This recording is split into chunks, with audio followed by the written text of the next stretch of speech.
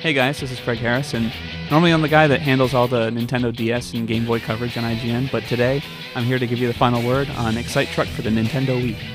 The name Excite Truck might sound familiar to anyone who's played a Nintendo system in the past, and that's because it's lifting its namesake from a classic Nintendo game called Excite Bike. Excite Bike was all about using your turbo to take air off jumps, adjusting your bike in midair, landing without losing your speed, and that's really the case with Excite Truck.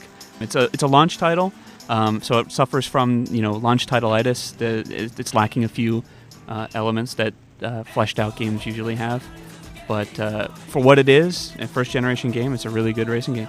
You take the Wii remote and you tip it on its side and you hold it like an NES controller.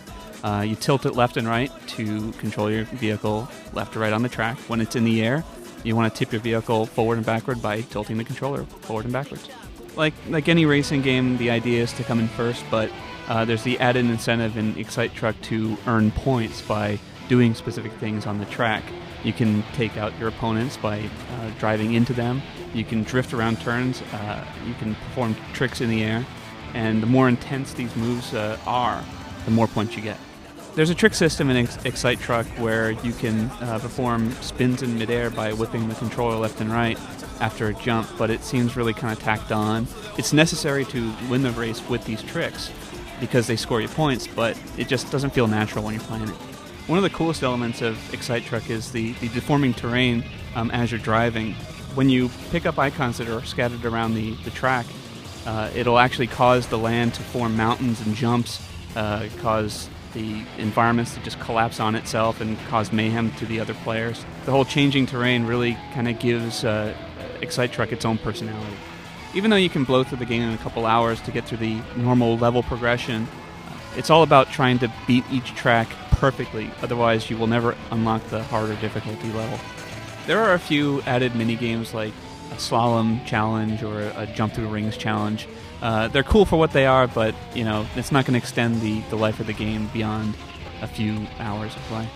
Excite Truck is a first generation Wii title, so there's not a whole lot to compare it to from the start.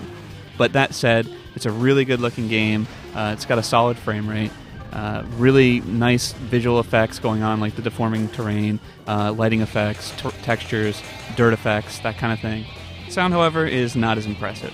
The sound effects are nice for a racing game, but the music itself really kind of sucks. Thankfully, you can bring in your own soundtrack to the SD slot if you have a lot of MP3s lying around. The multiplayer is definitely the weakest element of Excite Truck. It's only 2 players, there's no computer opponents, and it's just you and the other person on the track.